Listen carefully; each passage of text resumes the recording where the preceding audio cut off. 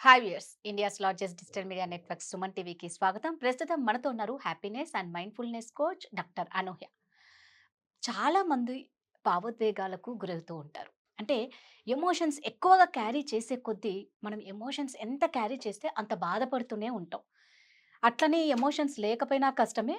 Balance చేయడం చాలా important కాబట్టి అనూహ్యని అడిగి మనం ఈ ఎమోషన్స్‌ని ఎలా డీల్ చేయాలి అనేది తెలుసుకుందాం. నమస్తే అనూహ్య. నమస్తే అండి. అనూహ్య, కొంతమందికి ప్రతిదానికి భయపడుతూ ఉంటారు. మెయిన్‌గా చూసుకుంటే ఇంటర్వ్యూస్‌కెళ్ళేటప్పుడు హ్మ్. వాళ్ళలో చాలా టాలెంట్ ఉంటుంది. మంచి క్వాలిఫికేషన్ ఉంటుంది. అన్నీ ఉంటాయి.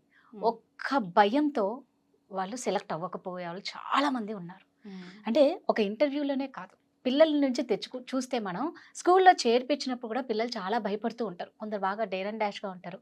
ఆ భయంతో స్కూల్‌కి పోననేవాళ్ళు. హ్మ్. పెళ్ళైన తర్వాత అమ్మాయి అత్తగారింట్లో అడుగుపెట్టినప్పుడు భయపడేవాళ్ళు చాలామంది ఉన్నారు.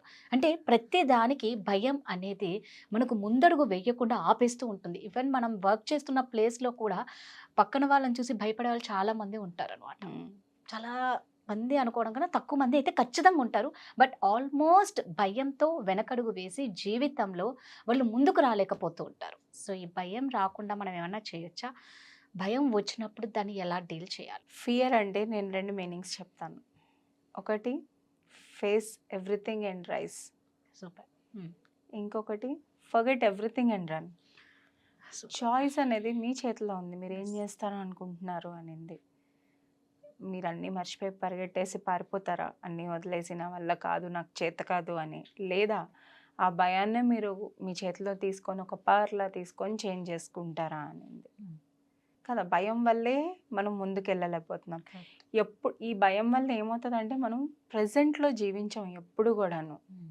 ఫ్యూచర్‌లో జీవిస్తాం. రైట్. వాట్ ఇఫ్ హ్మ్. ఒకవేళ అలా హ్మ్. జరిగితే ఎలా? యెస్. ఏమో? ఏమవుతుందో? ఇలాంటి చాలా ఆలోచనలొస్తూ ఉంటాయి. హ్మ్. ఫియర్ నుంచే ఆ ఓవర్ థింకింగ్ అనేది కూడా పుట్టుకొచ్చింది. ఓవర్ థింకింగ్ గానీ, ఓకే. నెగెటివ్ థింకింగ్ కానీ ఏదైనా కూడాను. దీనికి ఎలాగ డీల్ చేయొచ్చు అంటే ఒక చిన్న పదం చెప్తాను. ఫేస్. హ్మ్. ఎఫ్ అంటే ఫేస్ యువర్ ఫియర్స్. అంటే మీ భయాన్ని మీరు ఎదిరించండి. ఎలా ఎదిరిస్తారు? ఇప్పుడు మీరన్నట్టు ఇంటర్వ్యూలోని మీకు భయం. నలుగురు ముందు కూర్చొని మాట్లాడాలంటే భయం. లేదా ఒక చిన్న పిల్లోడినే తీసుకున్నాం. హ్మ్. స్టేజ్ మీద వాడేదో టాపిక్‌లో కరెక్ట్. మాట్లాడాలి. భయం. స్టేజ్ ఫియర్ అనేది చాలా యెస్. కామన్. చాలా అందరిలో మందికుంటుంది. ఉంటుంది. అవును. Public speaking. యెస్. చాలా భయం. హ్మ్. ఏం చేయాలి మీరు ముందు? చిన్న చిన్నగా ఫేస్ చేయాలి ఆ ఫియర్ అనేది. హ్మ్. ఫస్ట్ అద్దం ఉంటుంది కదా! అందరి దగ్గర ఉంటుంది ఇళ్లల్లో అద్దం. అద్దం ముందు మాట్లాడండి. హ్మ్. అద్దం ఒక మెట్టు దాటిన తర్వాత రెండో మెట్టు. మీ యొక్క క్లోజ్ ఫ్యామిలీ ఇంకా ఫ్రెండ్స్ ఉంటారు కదా! ఒక నలుగురైదుగురు బాగా క్లోజ్ ఫ్రెండ్స్ అనేది. వాళ్ళ ముందు మాట్లాడండి. ఇంకొంత కాన్ఫిడెన్స్ వస్తుంది. హ్మ్. తర్వాత బయటకెళ్ళి మాట్లాడండి. ఇలా ఒక్కొక్క మెట్టు మెట్టు దాటుకుంటూ మనం ఫేస్ చేయగలగాలి. సెకండ్ ఏ.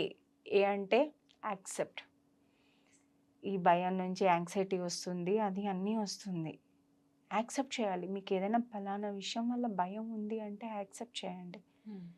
దానికన్నా నేను కంట్రోల్ చేయాలి అనుకున్నప్పుడే ఇంకా ఎక్కువ ప్రాబ్లమ్ అనేది వస్తది. స్ట్రెస్ అనేది పెరిగిపోతది.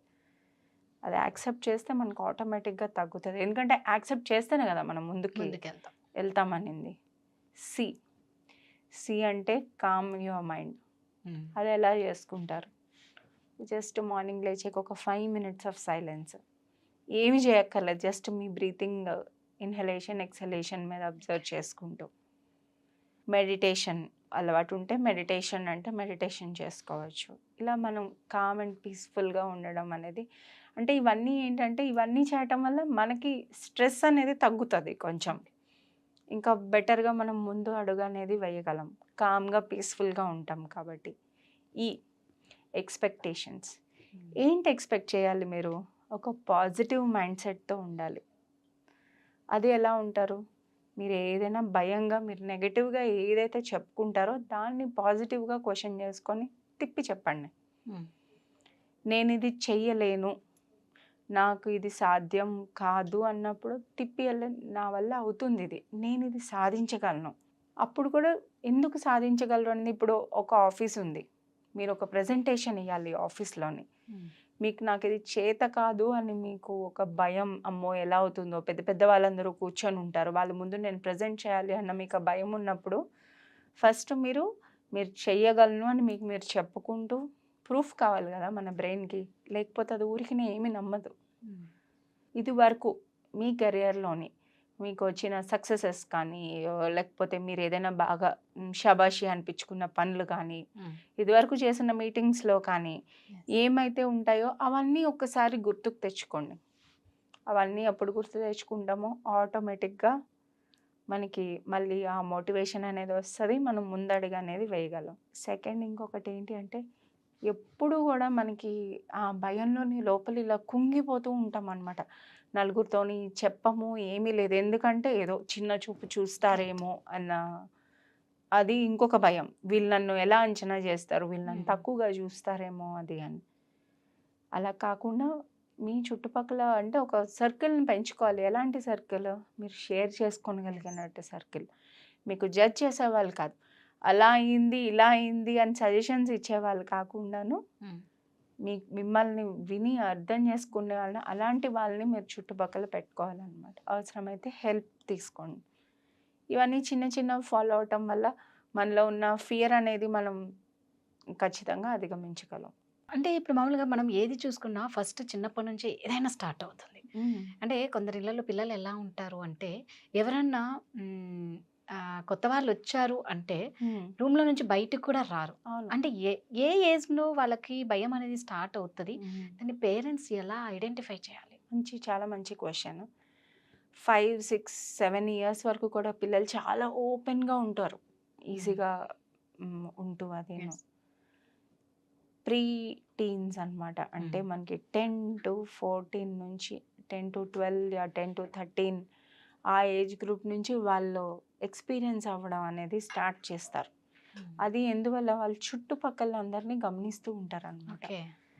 ఆ ఏజ్ వరకు ఇప్పుడు 1 to చిన్నప్పటి నుంచి కొంత ఏజ్ ఒక 5-6 ఇయర్స్ వరకును ఓన్లీ వాళ్ళు తల్లిని గమనిస్తూ ఎక్కువ శాతం ఇంట్లో వాళ్ళని గమనిస్తూ అలాగే ఉంటారు. కొంచెం వాళ్ళకి ఊహ తెలిసి తర్వాత అయ్యే కొద్దీ చుట్టుపక్కల పరిసరాల నుంచి ఎక్కువ నేర్చుకుంటారు అనమాట.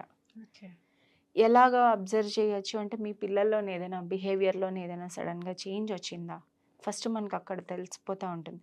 రెగ్యులర్గా వాళ్ళు చేసేది, వాళ్ళు ఏమైనా ఒక అడుగు వెనక్కి వేస్తున్నారా, చాలా క్లోజ్గా అబ్జర్వ్ చేయాలన్నమాట మనం పిల్లల్ని. అప్పుడు వాళ్ళతో మాట్లాడాలి.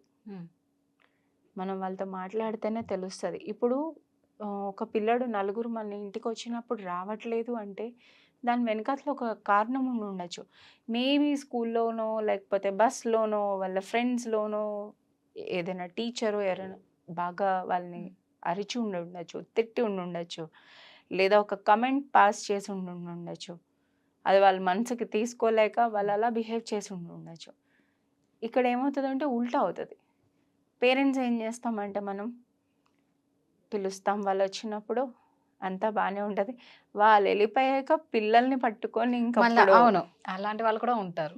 పిల్లల్ని పట్టుకొని అప్పుడు ఏంటి ఎన్నిసార్లు పిలుస్తున్నారు, రావట్లేదు ఎందుకు నువ్వు, ఎన్నిసార్లు పిలిపించుకుంటావు అది అని.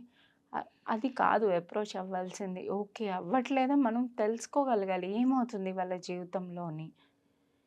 ఇది ఎలా తెలుసుకోగలం అంటే, మనం పిల్లలకి టైం ఇస్తేనే స్పెండ్ చేయగలం. అది కూడా కరెక్ట్ టైం, క్వాలిటీ టైం. ఒక గంట ఇవ్వక్కర్లేదు, మనం ఒక 10 minutes ఇవ్వగలిగిన ఆ టైంలోని మనం వాళ్ళతో కనెక్షన్ అనేది పెంచుకోవాలి. మనం ఆ కనెక్షన్ పెంచుకున్నప్పుడే పిల్లలు మనకి ఏమైనా షేర్ చేస్తారు. ప్రాబ్లం ఏమవుతుందంటే, యాజ్ ఎ పేరెంట్స్ అథారిటీ మోడ్లోకి వెళ్ళిపోయి ఎప్పుడు కూడా మనం కరెక్షన్ మోడ్లోనే ఉంటాం, కనెక్షన్ మోడ్లో ఉంటాం. అందే కనెక్ట్ బిఫోర్ కరెక్ట్ అనమాట.